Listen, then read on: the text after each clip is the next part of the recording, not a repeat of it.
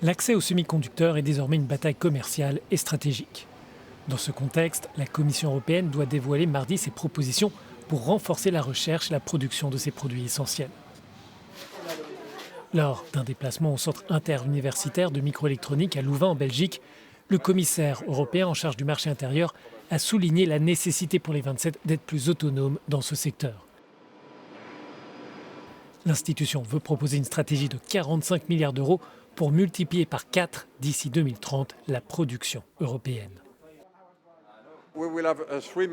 Nous allons avoir 3 paquets principaux.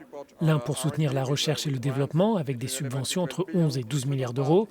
Le deuxième est destiné à soutenir les usines et très grandes usines de production à hauteur de 30 milliards d'euros d'argent public.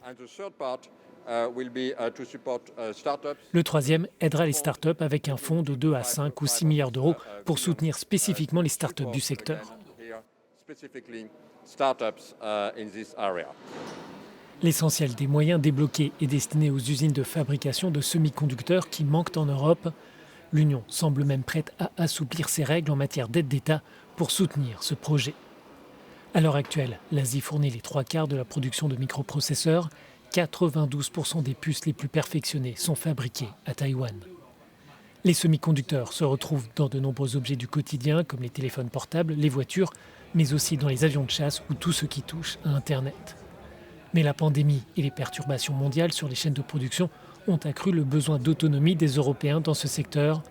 De plus, le marché est appelé à progresser de façon exponentielle. Les gouvernements à travers le monde, dont la Chine et les États-Unis, injectent ainsi des milliards d'euros dans ce domaine. Pour rester dans la compétition, l'Union doit suivre ce chemin. C'est un écosystème très interconnecté où nous dépendons vraiment des autres régions. Il est donc très important que l'Europe renforce ses positions afin de renverser les dépendances en Europe.